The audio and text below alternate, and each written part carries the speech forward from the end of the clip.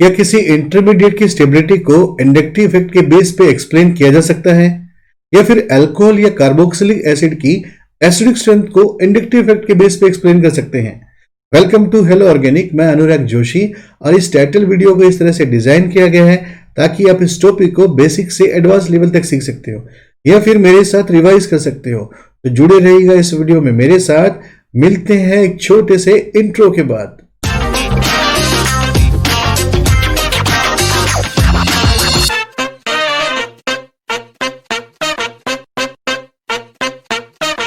इस video lecture में हम लोग इंडक्टिव इफेक्ट की एप्लीकेशन को डिटेल में डिस्कस करेंगे। ये हमारा इंडक्टिव इफेक्ट की सीरीज का सेकंड वीडियो है। अगर हम प्रीवियस वीडियो लेक्चर की बात करें तो प्रीवियस वीडियो लेक्चर में हमने ये देखा था कि इंडक्टिव इफेक्ट क्या होता है, साथ में प्लस आई माइनस आई सीरीज क्या होती हैं। इसके साथ साथ हमने इस चीज पे भी फोकस किया था कि किसी भी मॉलिक्यूल में इंडक्टिव इफेक्ट डेवलप क्यों होता है। अगर आपने अभी तक वो वीडियो नहीं देखा है तो प्लीज इस चैनल की प्लेलिस्ट में जाकर पहले उस वीडियो को देख लो ताकि उस कॉन्सेप्ट को आज के वीडियो के साथ आप इजीली कोरिलेट कर पाओ। आज के वीडियो को स्टार्ट करने से पहले मैं उस प्रीवियस वीडियो को यहाँ पे ब्रीफिंग कर रहा हूं ताकि आज का वीडियो हमको बहुत अच्छे से समझ में आए। प्रीवियस वीडियो में हमने इंडक्टिव इफेक्ट को दो पार्ट में डिवाइड किया था, एक प्लस आई और दूसरा minus I. Plus I category के वो ग्रुप या एटम होते हैं जो सिग्मा बॉन्ड इलेक्ट्रॉन को डोनेट कर देते हैं, यानी ऐसा कोई भी ग्रुप या एटम जो सिग्मा बॉन्ड इलेक्ट्रॉन को डोनेट कर सकता है वो प्लस आई कैटेगरी का या फिर प्लस आई सीरीज का होता है। इसी तरह से कोई भी ग्रुप या एटम जो सिग्मा बॉन्ड इलेक्ट्रॉन को विड्रॉल कर लेते हैं, अपनी तरफ खींच लेते हैं, ऐसे ग्रुप या atom minus I effect show करते हैं या फिर माइनस आई सीरीज के होते हैं। प्रीवियस वीडियो में हमने दो सीरीज को भी डिस्कस किया था, एक प्लस आई सीरीज थी और दूसरा माइनस आई सीरीज थी। इन दोनों सीरीज को वहां पे हमने डिटेल में डिस्कस किया था। तो आज इस वीडियो लेक्चर में हम सिर्फ इन दोनों सीरीज को यहाँ पे मेंशन कर रहे हैं। अगर हम प्लस आई सीरीज की बात करें तो प्लस आई सीरीज में वो ग्रुप या एटम होते हैं जिनका प्लस आई इफेक्ट होता है और ये जो सीरीज होती है डिक्रीजिंग ऑर्डर में अरेंज होती है, यानी कि CS2 नेगेटिव का सबसे स्ट्रॉन्ग प्लस आई होता है जबकि हाइड्रोजन एटम का सबसे पुअर प्लस आई होता है। इसी तरह से माइनस आई सीरीज जो होती है इसमें वो ग्रुप या एटम आते हैं जो माइनस आई इफेक्ट शो करते हैं, यानी इलेक्ट्रॉन को विड्रॉल करते हैं। और ये जो सीरीज है ये भी डिक्रीजिंग ऑर्डर में अरेंज होती है, यानी कि NF3 पॉजिटिव का स्ट्रॉन्गेस्ट माइनस आई होता है। इसी तरह से जो हाइड्रोजन है उसका सबसे वीक माइनस आई होता है। यह सबसे इंटरेस्टिंग चीज ये नोट करने वाली है कि इन दोनों में ही हाइड्रोजन का किसी भी तरह का कोई इफेक्ट नहीं होता, यानी हाइड्रोजन जो होता है वो रेफरेंस एटम की तरह यूज किया जाता है, उसका खुद का प्लस आई या माइनस आई दोनों ही इफेक्ट नहीं होते। किसी भी ऑर्गेनिक केमिस्ट्री की रिएक्शन में तीन टाइप में से किसी एक इंटरमीडिएट के बनने की पॉसिबिलिटी रहती है। हमारे पास टोटल तीन टाइप्स के इंटरमीडिएट होते हैं जिनको हम ऑर्गेनिक केमिस्ट्री में डिटेल में डिस्कस करते हैं। यहाँ पे आज हम इन तीनों इंटरमीडिएट की बेसिक प्रॉपर्टी को डिस्कस कर रहे हैं ताकि उसके रिगार्डिंग हम इंडक्टिव इफेक्ट की एप्लीकेशन को डिस्कस कर सकें। तो सबसे पहले हम बात करते हैं कार्बोकेटाइन की। कार्बोकेटाइन जो होता है इसमें कार्बन के ऊपर पॉजिटिव चार्ज होता है। यहाँ पे हमने सबसे सिंपलेस्ट कार्बोकेटाइन CH3 पॉजिटिव यानी मिथाइल कार्बोकेटाइन को कंसिडर किया है। अगर मैं इसके हाइब्रिडाइजेशन की बात करूं, ये हमारे पास sp2 हाइब्रिडाइज होता है। इस कारण से इन एटम के बीच में 120 डिग्री का एंगल होता है। अगर कार्बोकेटाइन के पास मैं टोटल इलेक्ट्रॉन की बात करूं तो इसके पास टोटल 3 बॉन्ड बने हुए हैं और हर बॉन्ड में टोटल 2 इलेक्ट्रॉन होते हैं। इस तरह 3 बॉन्ड के कारण इसमें टोटल इलेक्ट्रॉन 6 हो गए। अब इसमें होने कितने चाहिए? ऑक्टेट रूल के अकॉर्डिंग इसमें 8 इलेक्ट्रॉन होने चाहिए। इसका मतलब ये हुआ कार्बोकेटाइन जो होता है वो इलेक्ट्रॉन डेफिशिएंट होता है, यानी इसमें इलेक्ट्रॉन की कमी होती है। अगर मैं इसके हाइब्रिडाइजेशन की बात करूं, ये sp2 हाइब्रिडाइज होता है जिसमें ये 2p ऑर्बिटल जो होता है इसका वैकेंट होता है। अब मान लो इस हमारे पास जो सिंपलेस्ट कार्बोकेटाइन है इसमें एक हाइड्रोजन को मैं रिप्लेस करके वहां पर कोई R ग्रुप को इंट्रोड्यूस कर लेता हूं। अब ये R ग्रुप किस तरह का है इस पे उस कार्बोकेटाइन की स्टेबिलिटी डिसाइड होती है। पहले केस में मैं मान लेता हूं कि R जो है वो मेरे पास इलेक्ट्रॉन विड्रॉइंग ग्रुप है। इलेक्ट्रॉन विड्रॉइंग ग्रुप वो ग्रुप्स होते हैं जो इलेक्ट्रॉन को विड्रॉल करते हैं और इलेक्ट्रॉन विड्रॉल की नेचर के कारण इनमें माइनस आई माइनस H या फिर माइनस M इफेक्ट हो सकता है, जिनको हम डिटेल में बाद में डिस्कस करेंगे। तो यहाँ पे सबसे इंपॉर्टेंट चीज ये है कि अगर R जो है इलेक्ट्रॉन विड्रॉइंग नेचर का होगा तो इस कार्बोकेटाइन के इलेक्ट्रॉन को अपनी तरफ विड्रॉल कर लेगा, और मान लो इसके इलेक्ट्रॉन इस तरह से मूव कर जाते हैं तो अब इस कार्बोकेटाइन के कार्बन पर इलेक्ट्रॉन की जो डेफिशिएंसी होगी वो और ज्यादा जनरेट हो जाएगी। यानी कि इस कार्बोकेटाइन की डेफिशिएंसी और ज्यादा जनरेट होने से इसकी जो स्टेबिलिटी होगी वो डिक्रीज हो जाएगी। इसका सिंपल सा अर्थ ये है कि अगर किसी भी कार्बोकेटाइन के पास ऐसा कोई भी ग्रुप लगा हुआ है जो -I, -H या -M इफेक्ट शो कर रहा है, उसके कारण उस कार्बोकेटाइन की स्टेबिलिटी हमेशा डिक्रीज होगी। अब हम बात करते हैं इस कार्बोकेटाइन की। अगर मान लीजिए इस कार्बोकेटाइन में ये जो R ग्रुप है ये इलेक्ट्रॉन डोनेटिंग ग्रुप है, यानी इलेक्ट्रॉन डोनेटिंग ग्रुप वो होते हैं जो अपने प्लस इफेक्ट के कारण, चाहे वो +I हो, +H हो या फिर +M हो, इन इफेक्ट के कारण इलेक्ट्रॉन को डोनेट करते हैं।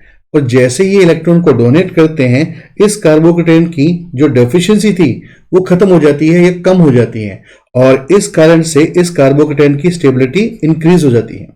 इसका सिंपल अर्थ यह है कि अगर किसी कार्बोकेटाइन पर हमने कोई ऐसा ग्रुप लगा दिया जिसका +I, +H या +M इफेक्ट हो, उस कारण से उस कार्बोकेटाइन की जो स्टेबिलिटी होगी वो इंक्रीज हो जाएगी। कार्बोकेटाइन की तरह से ही एक और इलेक्ट्रॉन डेफिशिएंट इंटरमीडिएट होता है जिसे हम कार्बन फ्री रेडिकल कहते हैं। अगर मैं सिंपलेस्ट कार्बन फ्री रेडिकल की बात करूं, यहां पे मेरे पास मिथाइल कार्बन फ्री रेडिकल दिया गया है जिसमें इस कार्बन पर एक इलेक्ट्रॉन रहता है।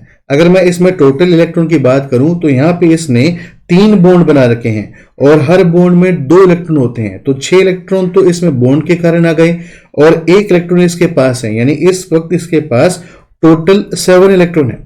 अब होने कितने चाहिए?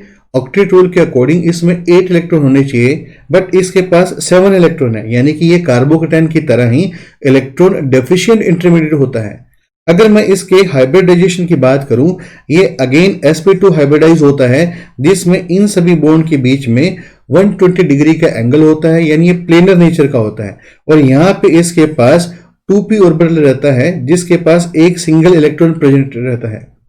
अगर मान लो कार्बन फ्री रेडिकल के इस हाइड्रोजन को मैं हटाकर वहां पे R ग्रुप इंट्रोड्यूस कर देता हूं और इस तरह के मैं 2 कार्बन फ्री रेडिकल को एज्यूम करता हूं। अब कार्बन फ्री रेडिकल पर इन R ग्रुप की स्टेबिलिटी का क्या इफेक्ट आता है उसको समझते हैं। अब एक चीज ये देखने वाली है, चूंकि ये इलेक्ट्रॉन डेफिशिएंट इंटरमीडिएट है और बिल्कुल कार्बोकेटाइन की तरह से होता है, कार्बोकेटाइन में 2 इलेक्ट्रॉन की कमी होती है और इसमें 1 इलेक्ट्रॉन की कमी होती है। इसका मतलब इसकी स्टेबिलिटी को भी हम बिल्कुल कार्बोकेटाइन के तरीके से ही डिस्कस कर सकते हैं या निकाल सकते हैं। जैसे अगर मान लो इस वक्त कार्बन फ्री रेडिकल में ये जो ग्रुप R है इलेक्ट्रॉन विड्रॉइंग ग्रुप है, यानी ये क्या करता है, इलेक्ट्रॉन को अपनी तरफ खींच लेता है। इस कारण से जब ये इलेक्ट्रॉन इस तरह से R की तरफ मूव कर जाएंगे तो इस कार्बन पर इलेक्ट्रॉन की डेफिशिएंसी जो होगी और ज्यादा जनरेट हो जाएगी, यानी इसके पास पहले से इलेक्ट्रॉन की कमी थी और हमने इसके और इलेक्ट्रॉन को विड्रॉल कर लिया। इस कारण से इसकी जो स्टेबिलिटी होगी वो डिक्रीज हो जाएगी।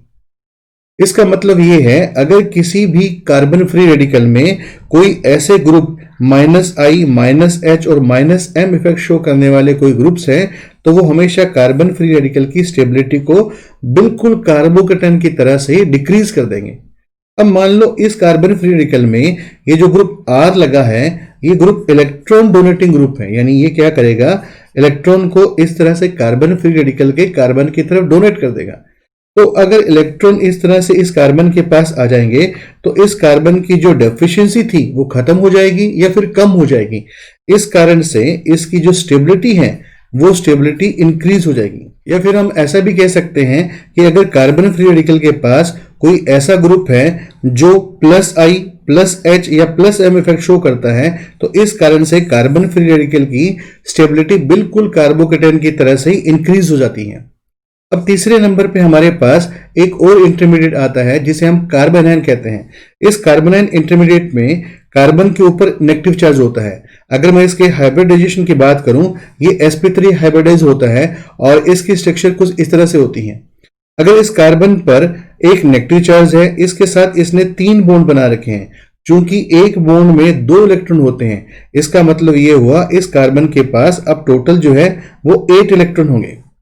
अगर इसमें से एक हाइड्रोजन को रिप्लेस करके मैं यहाँ पे R ग्रुप को इंट्रोड्यूस कर देता हूं, अब इस R का इस कार्बोनाइन की स्टेबिलिटी पे क्या इंपैक्ट आता है उसको स्टडी करते हैं। अगर मान लो इस कार्बोनाइन में ये जो R ग्रुप है ये इलेक्ट्रॉन विड्रॉइंग ग्रुप है, ऐसी कंडीशन में क्या करेगा, ये यहां से इलेक्ट्रॉन को अपनी तरफ खींचेगा और इस कारण से जो कार्बन का नेगेटिव चार्ज है वो सभी जगह पे डिस्पर्स हो जाएगा और उसकी जो स्टेबिलिटी है वो इंक्रीज हो जाएगी। इसी तरह मान लो इस कार्बोनाइन में ये जो R है ये इलेक्ट्रॉन डोनेटिंग ग्रुप है, ये क्या करेगा, इलेक्ट्रॉन को इस तरह से कार्बन की तरफ डोनेट करेगा। अगर मान लो ये इलेक्ट्रॉन इस तरह से कार्बन की तरफ आ जाते हैं तो इस कार्बन पर इलेक्ट्रॉन डेंसिटी क्या होगी, इंक्रीज हो जाएगी और इसके बीच में रिपल्शन जो है वो इंक्रीज हो जाएगा और रिपल्शन इंक्रीज होने से ही इसकी एनर्जी कंटेंट बढ़ जाएंगे और इसकी जो स्टेबिलिटी है फाइनली वो डिक्रीज हो जाएगी। इसका मतलब ये है, मैं ऐसी स्टेटमेंट दे सकता हूं कि अगर मेरे पास कार्बोनाइन के पास कोई ऐसा R ग्रुप है जो इलेक्ट्रॉन विड्रॉइंग नेचर का है या वो फिर -I -H या -M इफेक्ट शो करता है तो उस कार्बोनाइन की स्टेबिलिटी इंक्रीज हो जाती है। इसी तरह से कार्बोनाइन के पास कोई ऐसा ग्रुप है जो इलेक्ट्रॉन डोनेटिंग नेचर का है या +I +H या फिर +M इफेक्ट शो करता है तो उसकी स्टेबिलिटी जो है वो डिक्रीज हो जाती है। अब हम बात करते हैं इंडक्टिव इफेक्ट की एप्लीकेशन की।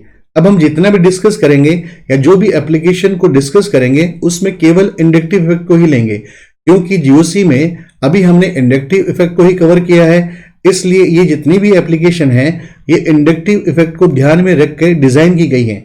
तो सबसे पहले हम बात करते हैं स्टेबिलिटी ऑफ कार्बोकेटाइन की।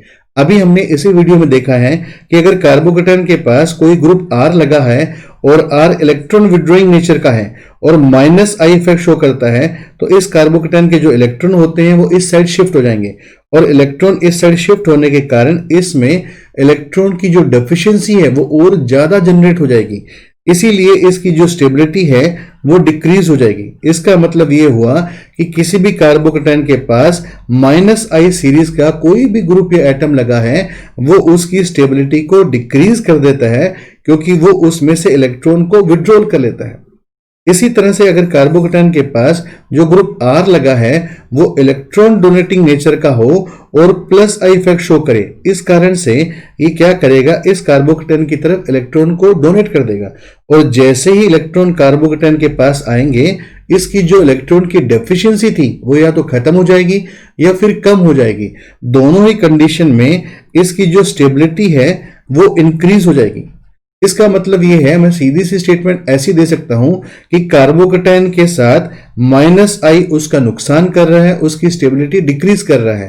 कार्बोकेटाइन के साथ +I उसका फायदा कर रहा है, उसकी स्टेबिलिटी बढ़ा रहा है। इसमें हम इस तरह से भी मेमोराइज कर सकते हैं कि जैसा चार्ज होगा वैसा इफेक्ट उसकी मदद करेगा। जैसे यहाँ पे पॉजिटिव चार्ज है तो हमेशा पॉजिटिव इफेक्ट इसकी हेल्प करेगा, जैसे यहाँ पे +I जो है इसकी स्टेबिलिटी इंक्रीज कर रहा है यानी इसकी हेल्प कर रहा है। अगर हमारे पास चार्ज और इफेक्ट दोनों अपोजिट हुए तो हमेशा उसको नुकसान होगा, उसकी स्टेबिलिटी डिक्रीज हो जाएगी। अब हम बात करते हैं एग्जाम्पल नंबर 1 की। यहाँ पे मेरे पास 4 तरह के कार्बोकेटाइन दिए गए हैं। अगर मैं इसमें देखूं तो यहाँ पर एल्काइल ग्रुप के नंबर में डिफरेंस है, क्योंकि मिथाइल ग्रुप जो होता है वो +I कैटेगरी का होता है, यानी फर्स्ट कार्बोकेटाइन में ये +I कैटेगरी का होने के कारण इन 3 तरफ से इलेक्ट्रॉन को इस C पॉजिटिव की तरफ डोनेट कर देगा, जबकि दूसरे में ये डोनेशन 2 साइड होगा और C में ये डोनेशन 1 साइड होगा। डी ऑप्शन में कहीं भी एल्काइल ग्रुप प्रेजेंट नहीं है और हाइड्रोजन एटम का इटसेल्फ किसी भी तरह का कोई इंडक्टिव इफेक्ट नहीं होता, ये एक रेफरेंस एटम होता है। अगर मैं इन चारों के पॉजिटिव चार्ज में बात करूं कि कहां पे इलेक्ट्रॉन की कमी सबसे ज्यादा है तो इस वक्त इस डी ऑप्शन के कार्बोकेटाइन के पास इलेक्ट्रॉन की डेफिशिएंसी सबसे ज्यादा होगी, जबकि ए ऑप्शन में इन 3 मिथाइल के कारण इसकी जो डेफिशिएंसी होगी वो कम हो जाएगी, क्योंकि इसको 3 साइड से इलेक्ट्रॉन जो है वो अवेलेबल हो रहे हैं। इसीलिए अगर मैं स्टेबिलिटी की बात करूं तो इसमें जो स्टेबिलिटी होगी directly proportional to +I effect होगी, यानी कि कार्बोकेटाइन की जो स्टेबिलिटी है डायरेक्टली प्रोपोर्शनल टू +I। तो ओवरऑल स्टेबिलिटी क्या आएगी, ओवरऑल स्टेबिलिटी इसकी ये आएगी कि A जो होगा सबसे ज्यादा स्टेबल होगा, देन B, फिर C और लीस्ट स्टेबल इसमें बन जाएगा D। अगर मैं कार्बोकेटाइन की डिग्री की बात करूं तो कार्बोकेटाइन में इस कार्बन के पास जितने भी कार्बन डायरेक्टली जुड़े रहते हैं वो इस कार्बोकेटायन की डिग्री कहलाएगी। जैसे इस वक्त इस कार्बन के साथ टोटल 3 कार्बन जो हैं वो डायरेक्टली जुड़े हुए हैं, यानी कि ये जो होगा ये 3 डिग्री कार्बोकेटायन कहलाएगा। इसी तरह से इस कार्बोकेटायन में इस कार्बन के साथ ये 2 कार्बन डायरेक्टली जुड़े हुए हैं, यानी कि ये मेरे पास 2nd डिग्री कार्बोकेटायन हुआ। इसी तरह से ये क्या हो जाएगा, ये 1 डिग्री कार्बोकेटायन हो जाएगा। इस कार्बोकेटायन को हम 0 डिग्री या फिर सुपरलेटिव कार्बोकेटायन भी कह देते हैं। अगर मैं डिग्री के हिसाब से बात करूं तो सबसे ज्यादा स्टेबल कौन सा हुआ, सबसे ज्यादा स्टेबल इसमें 3 डिग्री कार्बोकेटायन हुआ, और बाद में 2nd डिग्री कार्बोकेटायन, और लिस्ट जो होगा इसमें 1 डिग्री कार्बोकेटायन होगा। एग्जाम्पल नंबर 2, इस एग्जाम्पल में हमारे पास 3 तरह के कार्बोकेटायन दिए गए हैं, और इन तीनों कार्बोकेटायन में जो नाइट्रो ग्रुप है वो कॉमन है। अगर नाइट्रो ग्रुप के इंडक्टिव इफेक्ट के बारे में बात करें तो नाइट्रो ग्रुप जो होता है ये ग्रुप -I कैटेगरी का होता है, यानी इससे -I इफेक्ट शो होता है, या हम ऐसा कह सकते हैं इसकी जो नेचर होती है वो इलेक्ट्रॉन विड्रॉइंग नेचर होती है, या फिर ये इलेक्ट्रॉन विड्रॉइंग ग्रुप होता है। अगर ये इलेक्ट्रॉन विड्रॉइंग ग्रुप है तो ऐसा ग्रुप क्या करेगा, कार्बोकेटायन से इलेक्ट्रॉन को विड्रॉल करेगा, और कार्बोकेटायन पहले से इलेक्ट्रॉन डेफिशिएंट है उसमें और डेफिशिएंसी जनरेट हो जाएगी, यानी कि ये कार्बोकेटायन की स्टेबिलिटी को डिक्रीज कर देगा। प्रीवियस वीडियो में हमने ऐसा देखा है कि जो इंडक्टिव इफेक्ट होता है वो डिस्टेंस के इनवर्सली प्रोपोर्शनल होता है, यानी जैसे जैसे डिस्टेंस बढ़ेगा वो इंडक्टिव इफेक्ट की एफिशिएंसी है वो डिक्रीज हो जाएगी। अब यहां पे दूसरा सबसे बड़ा डिफरेंस ये है कि नाइट्रो ग्रुप के रिस्पेक्ट में इन कार्बोकेटायन की जो पोजीशन है वो चेंज हो रही है, और अगर कार्बोकेटायन नाइट्रो ग्रुप के जितना पास होगा वो कार्बोकेटायन अपने इलेक्ट्रॉन नाइट्रो ग्रुप के -I के कारण अपने पास नहीं रख पाएगा, यानी नाइट्रो ग्रुप उस कार्बोकेटायन के इलेक्ट्रॉन को और विड्रॉल कर लेगा। अब यहाँ पे सबसे पास जो है वो C में है, तो होगा क्या, ये नाइट्रो ग्रुप इसके इलेक्ट्रॉन को अपनी तरफ बहुत ज्यादा विड्रॉल कर लेगा, इसलिए हमने यहाँ पे 3 तरह के एरो लगा दिए। और जो बी ऑप्शन होगा उसको ए के साथ कंपेयर करो तो बी में कार्बोकेटायन नाइट्रो के पास है एज कंपेयर टू ए, तो इसके लिए हमने क्या करा, यहाँ पे 2 निशान लगा दिए कि ये जो है एज कंपेयर टू सी जो होगा उससे कम इलेक्ट्रॉन को विड्रॉल करेगा, और सबसे कम इलेक्ट्रॉन कहां विड्रॉल होंगे, जहां कार्बोकेटायन सबसे ज्यादा दूर होगा, तो इसमें हमने ऐसा एक निशान लगा दिया। तो सबसे ज्यादा इसमें नाइट्रो ग्रुप ने इस कार्बोकेटायन के इलेक्ट्रॉन विड्रॉल करे क्योंकि ये सबसे ज्यादा नजदीक था, और सबसे कम कार्बोकेटायन के इलेक्ट्रॉन को नाइट्रो ग्रुप ने यहां विड्रॉल करे क्योंकि यहां पे कार्बोकेटायन सबसे ज्यादा दूर था, यानी कि जहां डिस्टेंस सबसे ज्यादा था वहां इंडक्टिव इफेक्ट की एफिशिएंसी जो है कम होगी, जैसा ऑप्शन ए में, और जहां डिस्टेंस सबसे कम था वहां पे इंडक्टिव इफेक्ट की एफिशिएंसी सबसे ज्यादा थी, जैसे ऑप्शन सी में।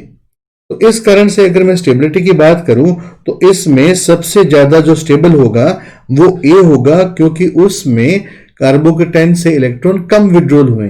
फिर हमारे पास बी होगा, और इसमें सबसे लीस्ट स्टेबल जो होगा वो सी हो जाएगा। एग्जाम्पल नंबर 3, इस एग्जाम्पल में मेरे पास 2 तरह के कार्बोकेटायन है। इस वक्त डिफरेंस क्या है कि कार्बोकेटायन की पोजीशन जो है वो तो चेंज नहीं हो रही है, बट जो ग्रुप है वो इनमें डिफरेंट है। यहाँ पे मेरे पास F एटम है और यहाँ पे नाइट्रो एटम है। अगर मैं F एटम की बात करूं तो इसका -I इफेक्ट है, इसी तरह से नाइट्रो ग्रुप का भी -I इफेक्ट है। इसका मतलब ये है ये कार्बोकेटायन से इलेक्ट्रॉन को अपनी तरफ विड्रॉल करेंगे। अब दोनों -I के हैं तो दोनों में से ज्यादा पावरफुल कौन है? अगर -I की सीरीज को देखें तो नाइट्रो ग्रुप जो होता है इसका -I इफेक्ट क्लोरीन एटम से ज्यादा होता है, यानी इसका -I स्ट्रॉन्ग होता है। इस कारण से हम क्या करते हैं, यहाँ पे नाइट्रो ग्रुप में इन एरो को इंक्रीज कर देते हैं ताकि हम ऐसा कह सकें नाइट्रो ग्रुप ने यहाँ से ज्यादा इलेक्ट्रॉन को विड्रॉल करा है, जबकि F ने कम इलेक्ट्रॉन विड्रॉल करे हैं। तो इन दोनों में से अब स्टेबिलिटी किसकी ज्यादा होगी? चूंकि इस नाइट्रो ने इस कार्बोकेटायन के सभी इलेक्ट्रॉन को अपनी तरफ विड्रॉल कर लिया होगा, या ज्यादा इलेक्ट्रॉन को विड्रॉल कर लिया होगा, इस कार्बोकेटायन की जो डेफिशिएंसी होगी वो बहुत ज्यादा इंक्रीज हो जाएगी। इसलिए इस कार्बोकेटायन की जो स्टेबिलिटी है वो डिक्रीज हो जाएगी एज कंपेयर टू ए। तो जो स्टेबिलिटी का ऑर्डर क्या आएगा, इसमें स्टेबिलिटी का ऑर्डर ये आएगा कि A will be more stable than B. Application number 2, stability of carbon free radical. Carbon free radical की स्टेबिलिटी भी उसी तरीके से चेक की जाती है जिस तरह से हम कार्बोकेटाइन की चेक करते हैं, क्योंकि दोनों ही जो होते हैं वो इलेक्ट्रॉन डेफिशिएंट इंटरमीडिएट होते हैं। अगर कार्बन फ्री रेडिकल के साथ कोई ग्रुप ऐसा लगा हुआ है जो इलेक्ट्रॉन विड्रॉइंग नेचर का है, यानी कि वो माइनस आई इफेक्ट शो कर रहा है, तो ऐसी कंडीशन में ये इसके इलेक्ट्रॉन को अपनी तरफ विड्रॉल कर लेगा, जिससे इस कार्बन पर इलेक्ट्रॉन की डेफिशिएंसी जो होगी वो और ज्यादा इंक्रीज हो जाएगी, क्योंकि ये पहले से इलेक्ट्रॉन डेफिशिएंट है, इसके पास 7 इलेक्ट्रॉन है, होने इसके पास 8 चाहिए थे। तो R ने जैसे ही इससे इलेक्ट्रॉन खींचे, इसकी डेफिशिएंसी जो थी वो इंक्रीज हो गई और इसी कारण से इसकी जो स्टेबिलिटी होगी वो डिक्रीज हो जाएगी। या मैं ऐसा कह सकता हूं कि किसी भी कार्बन फ्री रेडिकल के साथ कोई भी ऐसा ग्रुप लगा है जो माइनस आई इफेक्ट शो करता है, वो उसकी स्टेबिलिटी को हमेशा डिक्रीज कर देगा। अब मान लो कार्बन फ्री रेडिकल के साथ कोई ग्रुप ऐसा लगा है जो इलेक्ट्रॉन डोनेटिंग नेचर का है, यानी वो प्लस आई इफेक्ट शो कर रहा है, तो ऐसी कंडीशन में क्या होगा, ये जो R ग्रुप होगा अपने इलेक्ट्रॉन को इस कार्बन फ्री रेडिकल की तरफ डोनेट करेगा। और अगर मान लो ये इलेक्ट्रॉन कार्बन फ्री रेडिकल की तरफ आ जाते हैं, तो इस कार्बन की जो डेफिशिएंसी थी या जो इलेक्ट्रॉन की कमी थी वो पहले से कम हो जाएगी, यानी डिक्रीज हो जाएगी, उसको इलेक्ट्रॉन मिल जाएंगे। ऐसा होने पर इसकी जो स्टेबिलिटी होगी, ये स्टेबिलिटी क्या होगी, ये स्टेबिलिटी जो है वो इंक्रीज हो जाएगी। या मैं ऐसा कह सकता हूं कि किसी भी कार्बन फ्री रेडिकल के साथ अगर आपने कोई ऐसा ग्रुप जोड़ दिया है जो प्लस आई इफेक्ट शो करता है, वो उस कार्बन की इलेक्ट्रॉन की डेफिशिएंसी को डिक्रीज कर देगा और उसकी स्टेबिलिटी इंक्रीज हो जाएगी। एग्जाम्पल नंबर 4, यहां पे मेरे पास 3 तरह के कार्बन फ्री रेडिकल दिए गए हैं।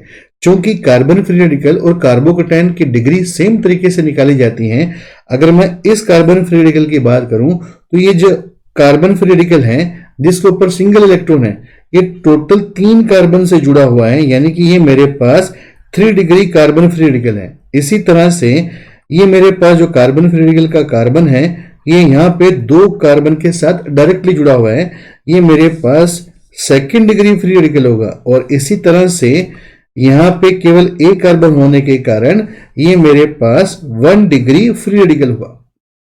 अब स्टेबिलिटी को देखें तो पहले वाले कार्बन फ्री रेडिकल में इन 3 जगह से उसको इलेक्ट्रॉन मिल रहे हैं, जबकि दूसरे में केवल 2 जगह से मिल रहे हैं और तीसरे में इसमें इलेक्ट्रॉन जो है केवल 1 जगह से मिल रहे हैं।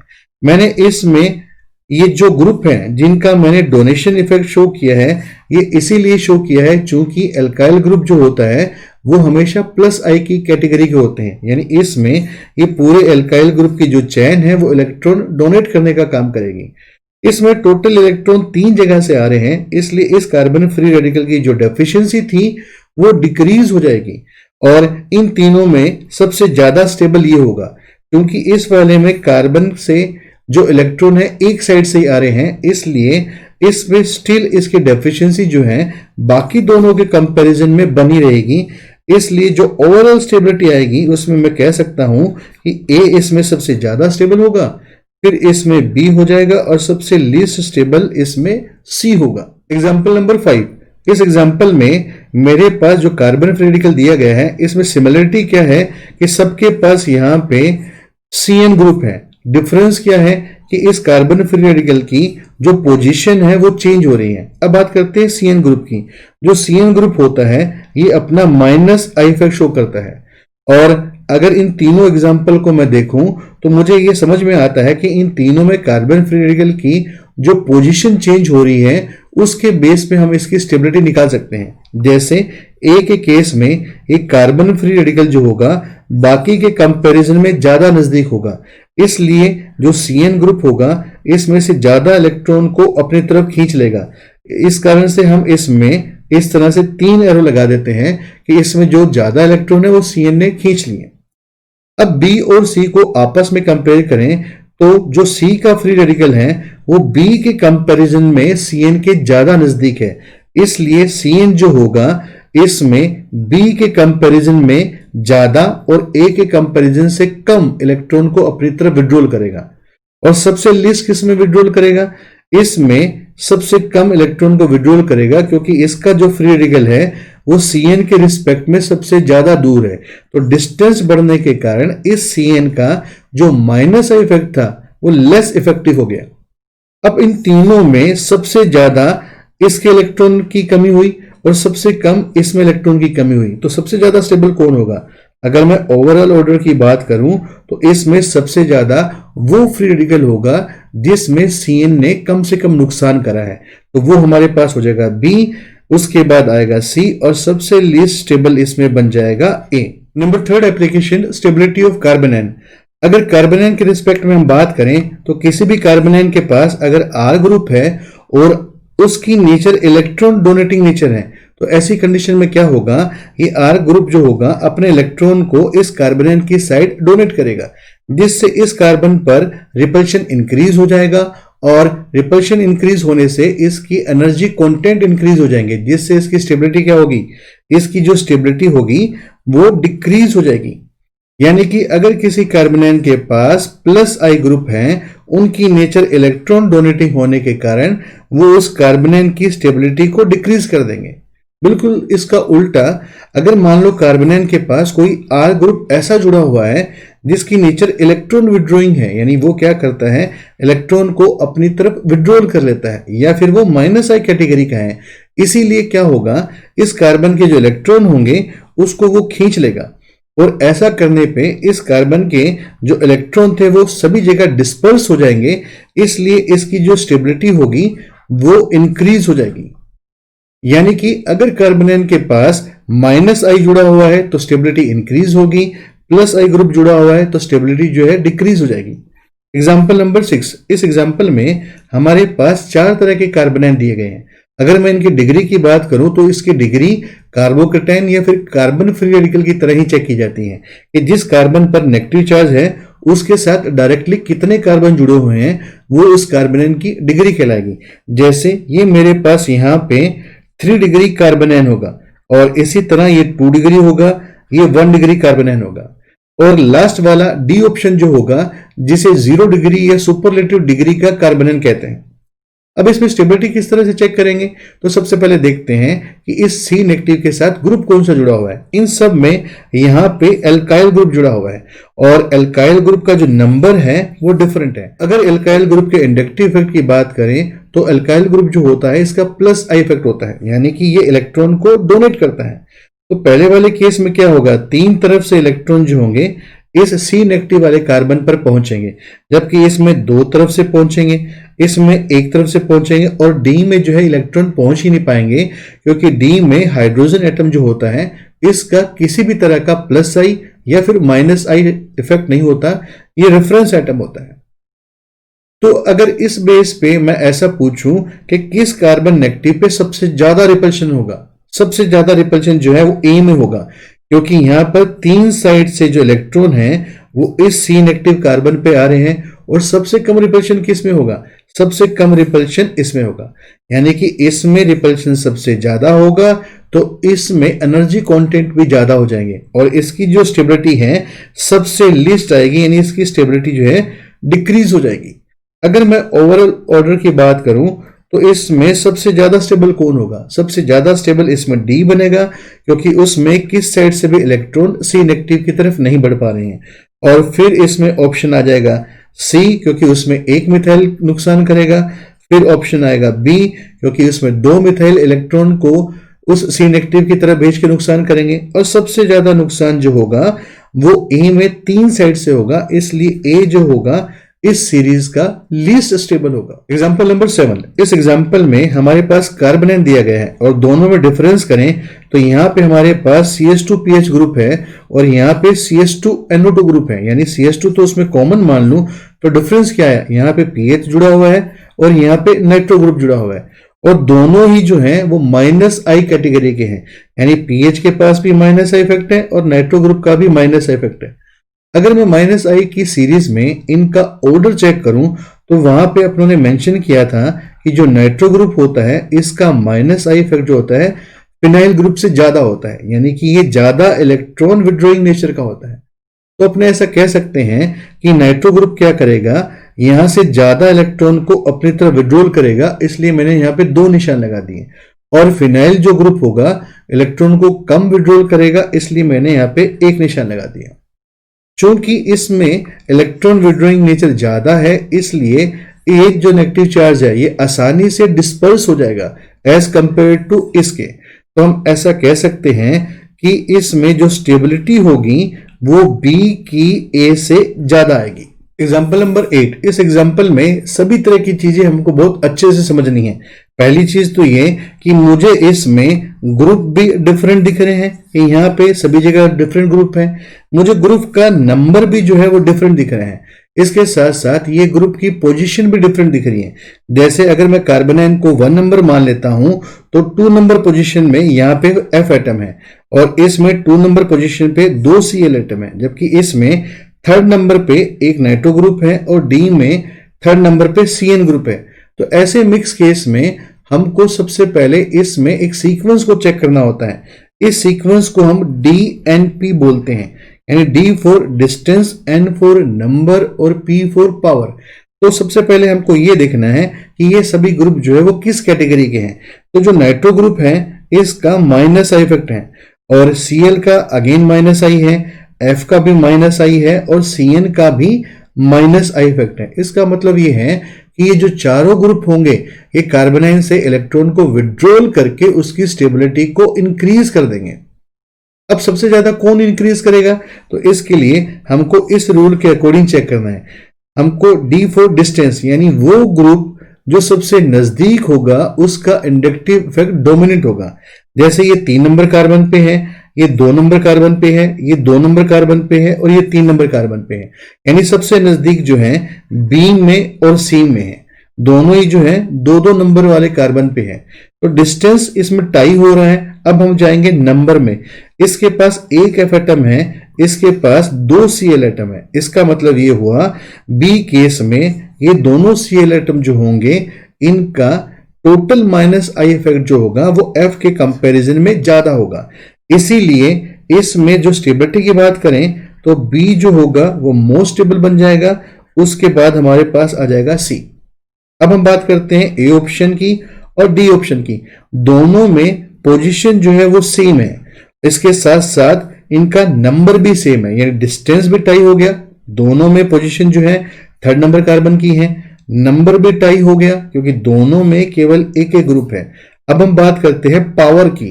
अब नाइट्रो और CN ग्रुप को आपस में कंपेयर करें तो जो नाइट्रो ग्रुप होता है इसका माइनस आई इफेक्ट CN के कंपैरिजन में ज्यादा होता है, यानी नाइट्रो ग्रुप जो होगा CN वाले कार्बोनाइन के रिस्पेक्ट में ज्यादा इलेक्ट्रॉन को खींच पाएगा। इसलिए इन दोनों में से A जो होगा वो D के कंपैरिजन में अब ज्यादा स्टेबल हो जाएगा। Number 4th application, acidic strength of OH group. इस वीडियो लेक्चर में हम केवल OH ग्रुप की एसिडिक स्ट्रेंथ को ही कंसिडर करेंगे, यानी कि हम अल्कोहल और कार्बोक्सिलिक एसिड, क्योंकि इन दोनों में OH ग्रुप प्रेजेंट है, हम इनकी एसिडिक स्ट्रेंथ पे ही फोकस करेंगे। अब मान लो मेरे पास HA कोई मॉलिक्यूल है जो कि एसिड है। अगर कोई मॉलिक्यूल एसिड है इसका मतलब वो H पॉजिटिव डोनेट कर सकता है। तो इसमें होगा क्या, यहाँ के बॉन्ड के इलेक्ट्रॉन जो है वो इधर शिफ्ट हो जाएंगे, यानी इससे एक H पॉजिटिव रिलीज हो जाएगा। तो मैं कह सकता हूं कि HA जो है यहाँ पे एसिड का काम करता है और इससे मिलेगा क्या, इससे A नेगेटिव बन जाएगा और A नेगेटिव को हम कंजुगेट बेस कहेंगे, यानी कि किसी भी एसिड से एक H पॉजिटिव रिलीज कर देते हैं तो उससे कंजुगेट बेस की फॉर्मेशन हो जाती है। जैसे सपोज यहाँ पे मेरे पास HCl रहता तो H पॉजिटिव निकाल के क्या बन जाता, Cl नेगेटिव बन जाता, जो इसका बनता कंजुगेट बेस। अगर एसिड की एसिडिक स्ट्रेंथ निकालनी है तो हम यहाँ पे कंजुगेट बेस की स्टेबिलिटी को कंसिडर करते हैं। अगर मान लो ये जो कंजुगेट बेस है इसकी स्टेबिलिटी जो होगी वो जितनी ज्यादा होगी उससे ये जो रिएक्शन है ये आगे की साइड प्रोसीड होगी और जैसे ही फॉरवर्ड रिएक्शन की रेट ज्यादा हो जाएगी उससे उतना ज्यादा H पॉजिटिव रिलीज होगा, यानी HA की जो एसिडिक स्ट्रेंथ होगी वो इंक्रीज हो जाएगी। यानी कि मैं ऐसा कह सकता हूं stability of conjugate base directly proportional to acidic strength, यानी किसी भी एसिड की जो एसिडिक स्ट्रेंथ होती है वो इस बात पे डिपेंड करती है कि उसका कंजुगेट बेस कितना ज्यादा स्टेबल है। अब मान लो इस कंजुगेट बेस के पास कोई ऐसा ग्रुप है जो इंडक्टिव इफेक्ट शो करता है, तो सभी तरह के जो नेगेटिव चार्ज होते हैं उनकी स्टेबिलिटी सेम पैटर्न से ही डिसाइड होती है, भले ही वो किस एटम पे भी हो। अब मान लो मेरे पास इस A के साथ कोई ऐसा ग्रुप लगा हुआ है जो इंडक्टिव इफेक्ट को शो कर सकता है। अगर मान लो वो प्लस आई इफेक्ट शो करता है, यानी मैंने मान लिया अब मेरे पास A नेगेटिव जो है इसके साथ कोई ग्रुप मैंने जोड़ दिया R, और यहाँ पे मैंने मान लिया R जो है वो इलेक्ट्रॉन डोनेटिंग ग्रुप है। जैसा कि अभी हमने देखा था कि जो इलेक्ट्रॉन डोनेटिंग ग्रुप है वो क्या करेंगे, इस साइड इलेक्ट्रॉन को डोनेट करेंगे और इस नेगेटिव चार्ज के साथ रिपल्शन बढ़ जाएगा और इसकी जो स्टेबिलिटी है वो डिक्रीज हो जाएगी। यानी जो कंजुगेट बेस है उसकी स्टेबिलिटी डिक्रीज होने से उसकी एसिडिक स्ट्रेंथ क्या होगी, उसकी एसिडिक स्ट्रेंथ भी डिक्रीज हो जाएगी। यानी ऐसा कंजुगेट बेस जिसके साथ प्लस आई वाले ग्रुप लगे हुए हैं वो उसको वीक बना देंगे, उसकी जो एसिडिटी है उसको डिक्रीज कर देंगे। बिल्कुल इसका उल्टा, अगर मान लो मेरे पास कोई कंजुगेट बेस है, उस कंजुगेट बेस के पास कोई ग्रुप R लगा हुआ है और यहां पे R जो है वो इलेक्ट्रॉन विड्रॉइंग नेचर का है, यानी कि वो अपना माइनस आई इफेक्ट शो करता है, तो ये क्या करेगा, यहां से इलेक्ट्रॉन को अपनी तरफ विड्रॉल करेगा और इस नेगेटिव चार्ज के इलेक्ट्रॉन को विड्रॉल करने के कारण अभी नेगेटिव चार्ज अच्छे से डिस्पर्स हो जाएगा और इस कारण से इसकी जो स्टेबिलिटी है वो इंक्रीज हो जाएगी। और जब स्टेबिलिटी इंक्रीज होगी तो उस एसिड की एसिडिक स्ट्रेंथ क्या होगी, उस एसिड की एसिडिक स्ट्रेंथ यानी जो एसिडिटी है वो भी इंक्रीज हो जाएगी। अब हम बात करते हैं डिफरेंट एग्जांपल की। अब मान लो मेरे पास एक अल्कोहल का मॉलिक्यूल है, तो इसमें होगा क्या, ये जो OH बॉन्ड है ये इस तरह से ब्रेक होगा कि यहां से RO नेगेटिव की फॉर्मेशन हो और एक H पॉजिटिव रिलीज हो जाए। यानी इस रिएक्शन में इस अल्कोहल ने अपना एसिडिक स्ट्रेंथ को शो करा है, एसिडिटी को शो करा है। अब जैसे ही किसी अल्कोहल में एक H पॉजिटिव रिलीज होता है तो एल्कोक्साइड की फॉर्मेशन होती है। जैसे यहां पे सपोज मेथनॉल होता तो ये मिथोक्साइड बन जाता, एथेनॉल होता ये इथोक्साइड बन जाता, प्रोपेनॉल होता तो ये प्रोपोक्साइड बन जाता। बट एसिड बेस के रिएक्शन में हम ये कह सकते हैं कि किसी भी मॉलिक्यूल ने जब H पॉजिटिव रिलीज करा है तो बनने वाला उसका जो नेगेटिव पार्ट होता है वो कंजुगेट बेस कहलाता है। अगेन अभी हमने देखा था कि जो स्टेबिलिटी ऑफ कंजुगेट बेस होगी वो डायरेक्टली प्रोपोर्शनल टू एसिडिटी होगी, यानी उस अल्कोहल की एसिडिक स्ट्रेंथ जो होगी वो बहुत ज्यादा होगी अगर उसका कंजुगेट बेस ज्यादा स्टेबल है। अगर मैं R के रिस्पेक्ट में बात करूं, अगर सपोज अल्कोहल के रिस्पेक्ट में जो R ग्रुप है वो इलेक्ट्रॉन विड्रॉइंग ग्रुप है, इलेक्ट्रॉन विड्रॉइंग ग्रुप है यानी कि माइनस आई इफेक्ट शो कर रहे हैं, तो माइनस आई इफेक्ट शो करने के कारण अभी क्या करेंगे, अगर यहां पे R हमने माइनस आई रख दिया वो इलेक्ट्रॉन को अपनी तरफ खींचेंगे और इस कारण से नेगेटिव चार्ज इजीली डिस्पर्स हो जाएगा और इस कंजुगेट बेस की यानी स्टेबिलिटी ऑफ कंजुगेट बेस क्या होगी, इंक्रीज हो जाएगी। और जैसे ही कंजुगेट बेस की स्टेबिलिटी इंक्रीज होगी उस अल्कोहल की एसिडिटी क्या होगी, उस अल्कोहल की जो एसिडिटी या एसिडिक स्ट्रेंथ है वो भी इंक्रीज हो जाएगी। अगर मान लो मैं यहां पे R जो है कोई ऐसा ग्रुप रख दूं जो इलेक्ट्रॉन डोनेटिंग ग्रुप है, यानी कि वो अपना प्लस आई इफेक्ट शो कर रहे हैं, तो ऐसी कंडीशन में क्या होगा, R के प्लस आई के कारण अभी इलेक्ट्रॉन जो है इस साइड मूव करेंगे और इसके पास पहले से इलेक्ट्रॉन है और जैसे ही यहां पे इलेक्ट्रॉन मूव करेंगे इसमें रिपल्शन बढ़ जाएगा और रिपल्शन बढ़ने से इसका एनर्जी कंटेंट बढ़ जाएंगे और इसकी जो स्टेबिलिटी है वो डिक्रीज हो जाएगी, यानी स्टेबिलिटी ऑफ कंजुगेट बेस क्या होगी, डिक्रीज हो जाएगी। और जैसे ही कंजुगेट बेस की स्टेबिलिटी डिक्रीज होगी उस अल्कोहल की एसिडिक स्ट्रेंथ या एसिडिटी भी डिक्रीज हो जाएगी। यानी कि यहां तक के डिस्कशन में मुझे एक चीज ये समझ में आ गई, अगर अल्कोहल के पास R ग्रुप जो है वो इलेक्ट्रॉन विड्रॉइंग ग्रुप है तो उस अल्कोहल की एसिडिक स्ट्रेंथ ज्यादा होती है। अल्कोहल के पास R ग्रुप जो है वो इलेक्ट्रॉन डोनेटिंग ग्रुप है तो उस अल्कोहल की एसिडिक स्ट्रेंथ जो है वो डिक्रीज हो जाती है। अब मान लो इसी कॉन्सेप्ट को मैं कार्बोक्सिलिक एसिड पे यूज करके देखूं।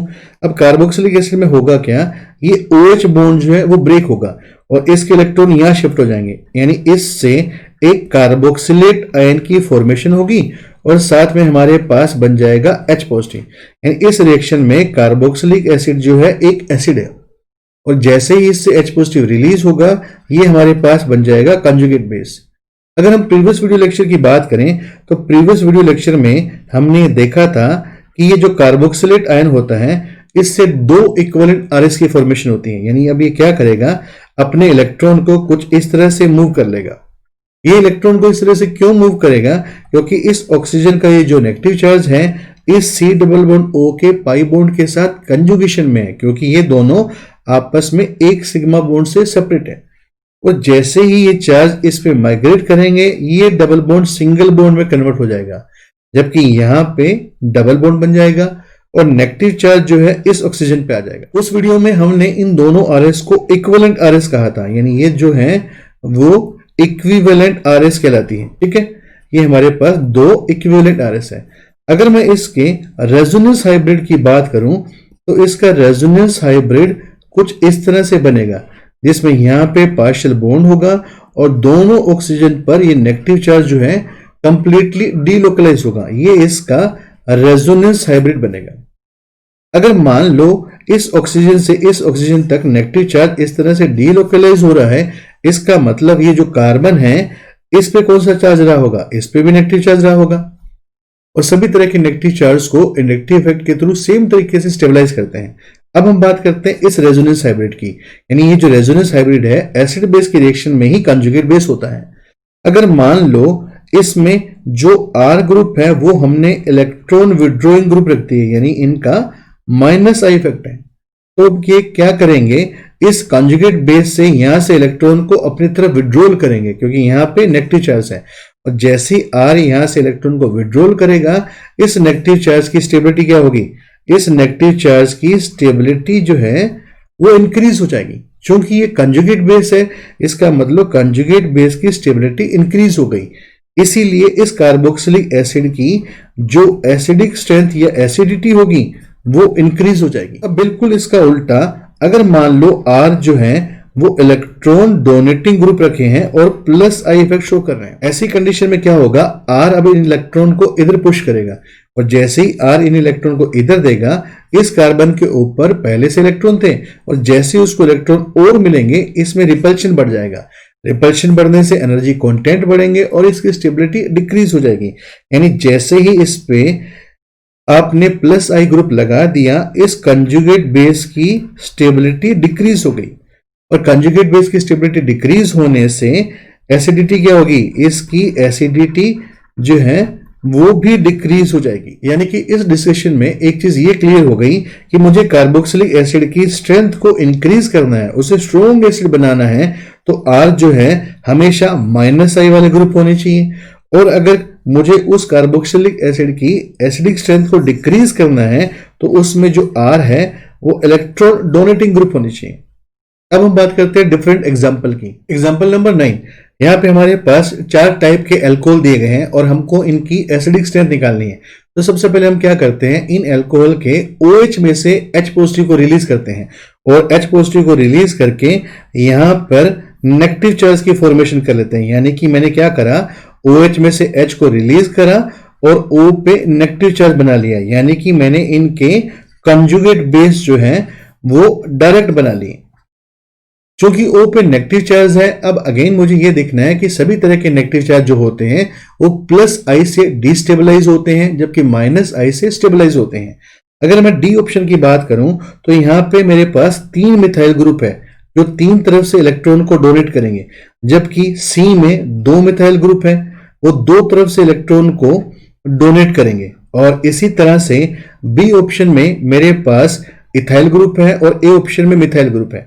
अब अगर इथाइल ग्रुप और मिथाइल ग्रुप को आपस में कंपेयर करूं तो मैं ऐसा कह सकता हूं कि सीरीज के अकॉर्डिंग जो है वो इथाइल ग्रुप का +I इफेक्ट मिथाइल ग्रुप से ज्यादा है, क्योंकि इसके पास 2 कार्बन है और सीरीज में जैसे ही कार्बन नंबर बढ़ता है उस एल्काइल ग्रुप का +I इफेक्ट बढ़ जाता है। यानी कि ए और बी में से जो बी का इथाइल ग्रुप होगा वो इस O के पास ज्यादा इलेक्ट्रॉन को भेजेगा एज कंपेयर टू ए। तो हमने क्या करा, यहां पे हमने तीनों तरफ से इलेक्ट्रॉन आ गए, यहां पे 2 तरफ से इलेक्ट्रॉन आए हैं और इन दोनों में इथाइल ग्रुप के कारण यहां पे ज्यादा इलेक्ट्रॉन आए। तो सबसे ज्यादा रिपल्शन कहां होगा, सबसे ज्यादा उस ऑक्सीजन पर रिपल्शन होगा जिसको सबसे ज्यादा इलेक्ट्रॉन मिले हैं। यानी डी ऑप्शन में जो कॉन्जुगेट बेस है उसमें 3 साइड से इलेक्ट्रॉन डोनेशन के कारण इसमें सबसे ज्यादा रिपल्शन होगा। और सबसे कम किस में रिपल्शन होगा? सबसे कम इस मिथाइल वाले एल्कोक्साइड में होगा, क्योंकि मिथाइल ग्रुप का जो प्लस आई है बाकी सभी एल्काइल ग्रुप के प्लस आई से कम है। अब बात करते हैं इन चारों की स्टेबिलिटी की। चूंकि ये जो हमारे पास डी ऑप्शन है उसमें सबसे ज्यादा ऑक्सीजन पे इलेक्ट्रॉन पहुंचेंगे, सबसे ज्यादा रिपल्शन होगा। इसका मतलब ये हुआ, अगर मैं ओवरऑल स्टेबिलिटी की बात करूं, यानी स्टेबिलिटी ऑफ कंजुगेट बेस की बात करूं, तो ए जो होगा सबसे ज्यादा स्टेबल होगा, देन बी, और सबसे लीस्ट इसमें डी हो जाएगा। क्योंकि कंजुगेट बेस की स्टेबिलिटी और उस एसिड की एसिडिक स्ट्रेंथ एक दूसरे के डायरेक्टली प्रोपोर्शनल होती हैं, तो इन एल्कोहल की जो एसिडिटी आएगी वो ए की सबसे ज्यादा आएगी, देन बी, देन सी, और लिस्ट इसमें डी आ जाएगी। यानी कंजुगेट बेस की स्टेबिलिटी और एल्कोहल की एसिडिटी का ऑर्डर इसमें सेम आएगा। एग्जाम्पल नंबर 9, यहाँ पे मेरे पास दो तरह के अल्कोहल दिए गए हैं। अब यहाँ पे खास बात यह है कि इसमें 3 कार्बन की चेन है और इसमें भी 3 कार्बन की चेन है। अगर हम डेटा को देखें, कहीं भी हमारे पास आइसोप्रोपाइल ग्रुप और एन प्रोपाइल ग्रुप है। अगर इनके प्लस आई की बात करें तो जो हमारे पास आइसोप्रोपाइल ग्रुप होता है इसका प्लस आई इफेक्ट ज्यादा होता है। और अगर इसकी एसिडिक स्ट्रेंथ निकालनी है तो सबसे पहले हम क्या करेंगे, यहां से H पॉजिटिव को रिलीज कर देंगे और H पॉजिटिव को रिलीज करके इनके कॉरस्पॉन्डिंग इनके कंजुगेट बेस की फॉर्मेशन कर लेंगे। इसका प्लस आई इफेक्ट जो होता है प्रोपाइल ग्रुप के कंपैरिजन में ज्यादा होता है, यानी ये ज्यादा इलेक्ट्रॉन को डोनेट करेंगे। तो हमने 2 एरो लगा दिए, यहां पे हमने 1 एरो लगा दिया। तो जो बी एल्कोहल का जो कंजुगेट बेस बनेगा उसमें यहां पे ज्यादा इलेक्ट्रॉन पहुंच जाएंगे, जिससे ज्यादा रिपल्शन होगा। यानी इन दोनों में अब स्टेबल कौन होगा? इन दोनों कंजुगेट बेस में अगर मैं स्टेबिलिटी की बात करूं तो जो कंजुगेट बेस ए होगा वो बी के कंपैरिजन में ज्यादा स्टेबल होगा। अगर मैं एल्कोहल की एसिडिटी की बात करूं तो इसमें ए एल्कोहल जो होगा वो बी के कंपैरिजन में ज्यादा एसिडिक स्ट्रेंथ वाला होगा, ज्यादा स्ट्रॉन्ग एसिड होगा, क्योंकि कंजुगेट बेस की जो स्टेबिलिटी है वो एसिड की एसिडिक स्ट्रेंथ के डायरेक्टली प्रोपोर्शनल होती है। एग्जांपल नंबर 11, यहाँ पे मेरे पास 4 तरह के कार्बोक्सिलिक एसिड दिए गए हैं। इन सब में खास बात यह है कि इनके साथ डिफरेंट ग्रुप लगे हुए हैं। तो सबसे पहले हम क्या करते हैं, इन डिफरेंट ग्रुप को सीरीज के अकॉर्डिंग ये देख लेते हैं किस टाइप के हैं। जैसे ए ऑप्शन में नाइट्रो ग्रुप जो होता है वो -I कैटेगरी का है, बी में F -I कैटेगरी का है, NH3 positive again -I category का है, जबकि इथाइल ग्रुप जो है वो +I कैटेगरी का है। अगर इसमें मेरे पास 3 जो है वो -I कैटेगरी के ग्रुप हैं, अब मुझे इनकी प्रायोरिटी या प्रेफरेंस देखनी पड़ेगी। अगर मैं -I कैटेगरी को देखूं तो इसमें जो NH3 पॉजिटिव है उसका -I सबसे डोमिनेंट होता है, तो मैंने यहाँ पे 3 एरो लगा दिए। उसके बाद नाइट्रो ग्रुप आता है जिसका -I डोमिनेट होता है और यहाँ पे मैंने 2 एरो लगा दिए। और लिस्ट -I इस एग्जांपल में F एटम का होता है, यहाँ पे मैंने 1 एरो लगा दी। अब कार्बोक्सिलिक एसिड के लिए हम क्या करेंगे कि इसमें हम इसका कंजुगेट बेस एज्यूम कर लेंगे, H निकालेंगे नहीं बट कंजुगेट बेस एज्यूम कर लेंगे। एज्यूम करके हम ये मान सकते हैं कार्बोक्सिलिक एसिड के इस कार्बन पे नेगेटिव चार्ज जनरेट होगा। जैसा अभी हमने इस वीडियो में देखा था कि कार्बोक्सिलिक एसिड जब H निकाल देता है तो उसके कंजुगेट बेस में जो RH बनाई थी उसमें इस कार्बन पर नेगेटिव चार्ज था। तो हमने भी क्या करा, इस कार्बन पर नेगेटिव चार्ज लगा दिया और ऐसा जो है इन चारों कार्बोक्सिलिक एसिड में कर लिया। जैसा कि सभी तरह के नेगेटिव चार्ज सेम तरीके से स्टेबलाइज होते हैं, तो मैं एक चीज तो ये बोल सकता हूं कि पहले 3 ऑप्शन में -I ग्रुप लगा हुआ है जो इस नेगेटिव चार्ज को स्टेबलाइज करेगा, जबकि 4th ऑप्शन में +I ग्रुप लगा हुआ है।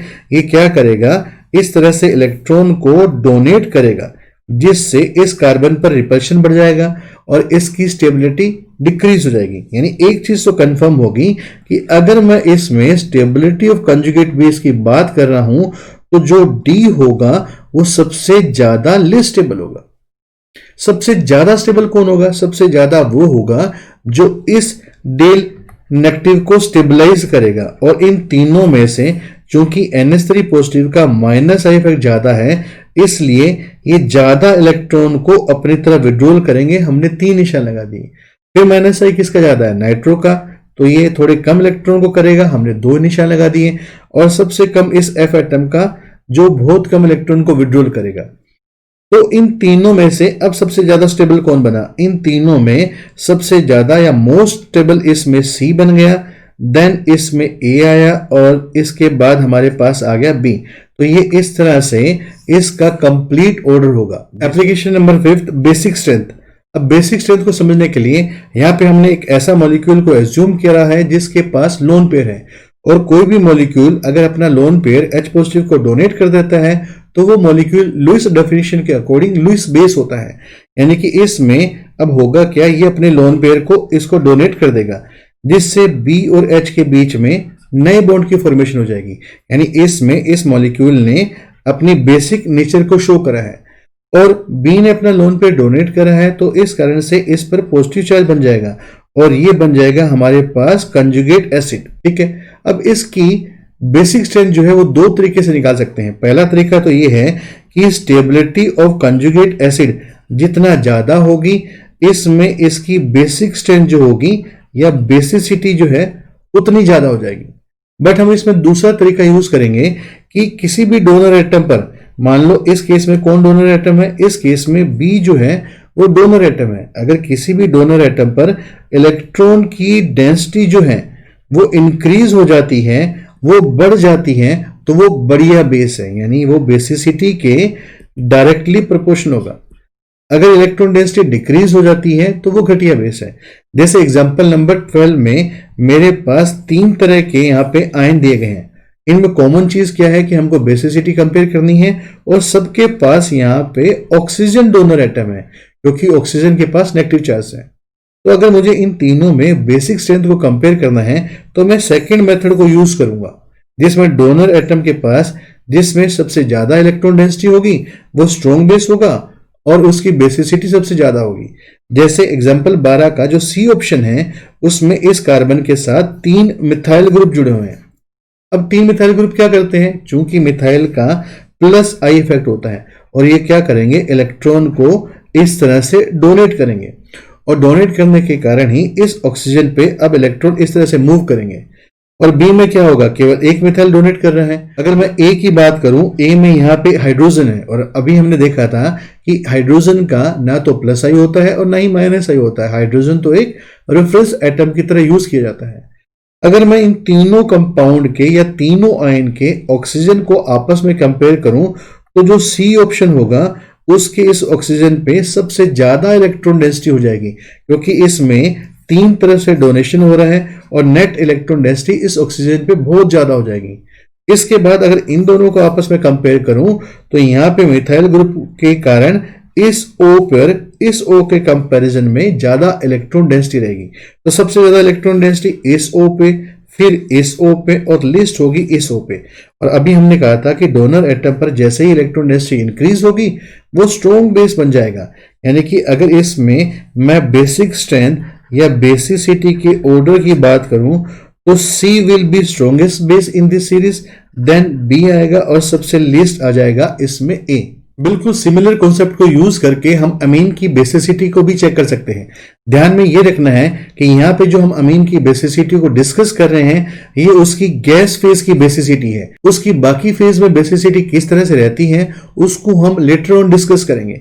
तो अमीन की बेसिसिटी के लिए हमने यहाँ पे एक अमीन को एज्यूम कर लिया है। अब मान लीजिए इस अमीन की रिएक्शन जो है हम H पॉजिटिव के साथ करवा रहे हैं, तो इसमें होगा क्या, एसिड बेस रिएक्शन होगी। यानी अमीन अपने लोन पेयर को इस H पॉजिटिव को डोनेट कर देगा और जैसे ही ये H पॉजिटिव को लोन पेयर डोनेट करेगा इस N और H के बीच में नए बॉन्ड की फॉर्मेशन हो जाएगी और इस N के ऊपर पॉजिटिव चार्ज आ जाएगा।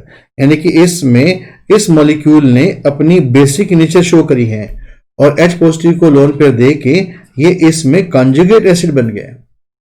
अब अगर मैं कंजुगेट एसिड की बात करूं तो यहां पे अगेन हमको वही फंडा लगाना है कि अगर इस कंजुगेट एसिड की स्टेबिलिटी इंक्रीज हो रही है तो इस अमीन की जो बेसिसिटी होगी वो बेसिसिटी भी इंक्रीज होगी। बट हम इसमें दूसरा तरीका यूज करेंगे जो अभी हमने समझा था कि जो डोनर एटम है उसके ऊपर हम इलेक्ट्रॉन की डेंसिटी चेक करेंगे और डोनर एटम पे इलेक्ट्रॉन की डेंसिटी जैसे ही इंक्रीज होगी तो उस अमीन की बेसिसिटी भी इंक्रीज हो जाएगी। मैं अगेन यहाँ पे मेंशन कर रहा हूं कि ये जो हमने समझा है ये अमीन की बेसिसिटी को गैस फेज में समझ रहे हैं, और किसी फेज में क्या कॉन्सेप्ट अप्लाई होगा उसको हम बाद में डिस्कस करेंगे। एग्जाम्पल नंबर 13, यहाँ पे मेरे पास 4 तरह की अमीन दी गई हैं। अगर मैं इस अमीन को देखूं, यहाँ पे इसके पास 3 मिथाइल ग्रुप है, जबकि यहाँ पे 2 मिथाइल ग्रुप है, यहाँ पे 1 मिथाइल ग्रुप है और यहाँ पे 0 मिथाइल ग्रुप है। चूंकि मिथाइल ग्रुप जो होता है वो प्लस आई की कैटेगरी का होता है, यानी फोर्थ ऑप्शन में सबसे ज्यादा इन तीनों मिथाइल से इलेक्ट्रॉन नाइट्रोजन की साइड मूव करेंगे, और इस ऑप्शन में 2 मिथाइल से मूव करेंगे और इस ऑप्शन में केवल 1 मिथाइल से मूव करेंगे। जबकि जो इसका ए ऑप्शन होगा उसमें कहीं भी मिथाइल ग्रुप नहीं है, यानी किसी भी तरीके से इस नाइट्रोजन के इलेक्ट्रॉन डेंसिटी इंक्रीज नहीं हो सकती। अब अगर इन चारों को मैं आपस में कंपेयर करूं तो फोर्थ ऑप्शन जो है इसकी नाइट्रोजन पे सबसे ज्यादा इलेक्ट्रॉन डेंसिटी बढ़ेगी, और जो फर्स्ट ऑप्शन ए है उसके नाइट्रोजन पे सबसे कम इलेक्ट्रॉन डेंसिटी होगी। तो जिस पे इलेक्ट्रॉन डेंसिटी जितनी ज्यादा होगी वो उतना स्ट्रॉन्ग बेस होगा, यानी कि इसमें जो फोर्थ ऑप्शन होगा वो स्ट्रॉन्ग बेस होगा, और जो फर्स्ट ऑप्शन होगा उसकी बेसिक स्ट्रेंथ जो होगी सबसे वीक होगी। ये जो ऑर्डर है ये हमने गैस फेज का ऑर्डर निकाला है, यानी गैस फेज में हम ऐसा कह सकते हैं कि अमीन के पास जो ये आर ग्रुप है, अगर आर ग्रुप जो है वो इलेक्ट्रॉन डोनेटिंग नेचर का है, यानी ये अगर प्लस आई शो कर रहा है, तो ऐसी अमीन की जो बेसिक स्ट्रेंथ या जो बेसिसिटी है वो क्या होगी, वो इंक्रीज हो जाएगी। और अगर आर जो है वो इलेक्ट्रॉन विड्रॉइंग नेचर का है, माइनस आई नेचर का है, तो क्या होगा, इस अमीन की जो बेसिसिटी है या बेसिक स्ट्रेंथ है वो डिक्रीज हो जाएगी। तो गाइज आई होप इस वीडियो लेक्चर के थ्रू आपने बहुत अच्छे से सीखा होगा कि एप्लीकेशन ऑफ इंडक्टिव इफेक्ट क्या है, यानी किस किस तरीके से हम इंडक्टिव इफेक्ट को यूज करके मॉलिक्यूल की डिफरेंट प्रॉपर्टीज को स्टडी कर सकते हैं। अगर आपको मेरे वीडियो अच्छे लगते हैं तो प्लीज मेरे चैनल को सब्सक्राइब कीजिए और इन वीडियोस को ज्यादा से ज्यादा शेयर करिए। मिलते हैं अगले वीडियो लेक्चर में। Till then take care, bye bye.